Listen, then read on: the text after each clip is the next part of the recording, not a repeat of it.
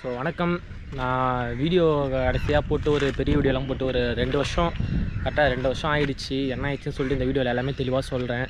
So வண்டி வாங்கி இன்னையோட 4வது வருஷம் ஆகுது. 4 வருஷம் ஆகிட்டு 2 வருஷம் மட்டும் தான் வண்டி என் கைகிட்ட இருந்தது. 2 வருஷம் ஃபுல்லாக வண்டி ஷெட்டில் தான் இருந்துச்சு. ஸோ நான் சின்ன விஷயம் தப்பு பண்ணேன். ஸோ நீங்கள் அந்த தப்புலாம் பண்ணாதீங்க. என்னென்ன தப்பு நான் சொல்கிறேன். சின்ன விஷயமாக தான் தெரியும். நீங்கள் ஆனால் அதை விட்டிங்கன்னா உங்கள் வண்டியை ரொம்ப பெரிய பிரச்சனையில் போய் நிறுத்திடும்.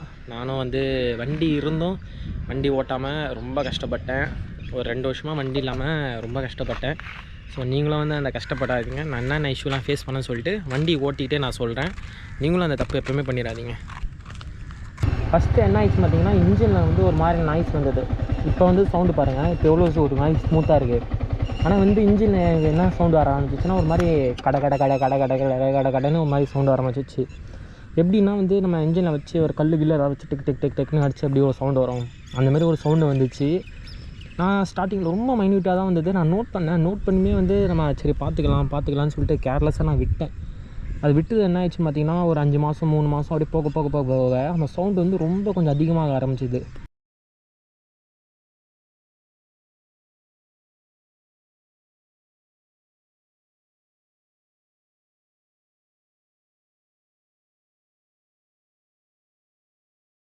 அதிகமாக ஆரம்பித்ததும் வண்டியில் சுத்தமாக என்னுடைய செயின் ஸ்ப்ராக்கெட் போயிடுச்சு. வண்டியில் ஃப்ரண்ட் டயரும் சுத்தமாக காலி, பேக் டயரும் சுத்தமாக காலி.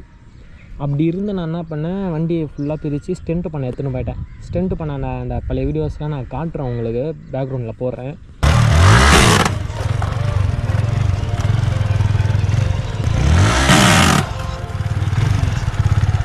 ஸோ ஃபுல்லாகவே போயிடுச்சு.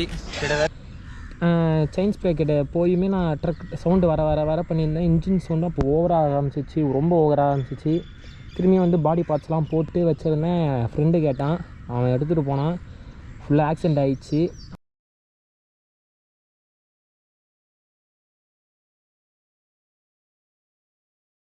அப்படியே திரும்பி ஷெட்டில் விட்டேன். வீட்டில் ஒரு 6 மாதம் கிட்டே நின்றுது. இப்போ ரெடி பண்ண காசு இல்லை. ஒரு 6 மாதத்துக்கிட்ட அப்படியே விட்டேன். அது என்ன ஆச்சுன்னு பார்த்தீங்கன்னா, அப்புறம் 6 மாதம் வீட்டில் இருந்து கொண்டு போயிட்டு ஷெட்டில் விட்டேன். ஷெட்டில் ஒரு வருஷம் மேலே வந்துச்சு.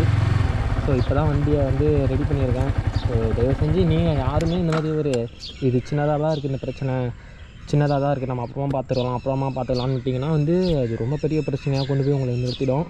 ஸோ நீங்கள் யாருமே இந்த மிஸ்டேக் பண்ணிடாதீங்க. ஸோ நான் சின்ன விஷயம் நான் பண்ண தப்பை உங்களுக்கு நான் சொல்லிட்டேன். நீங்கள் இந்த தப்பை பண்ணாதீங்க.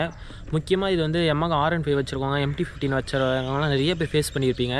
இதை பற்றி டீட்டெயிலாக ஒரு வீடியோ நான் பெருசாக போடுறேன். எதனால் அந்த மாதிரி சவுண்டு வருது, நீங்கள் என்ன பண்ணால் இந்த சவுண்டு வராதுன்னு சொல்லிட்டு நான் ஒரு டீட்டெயிலாக உங்களுக்கு நான் இந்த வீடியோ போடுறேன்.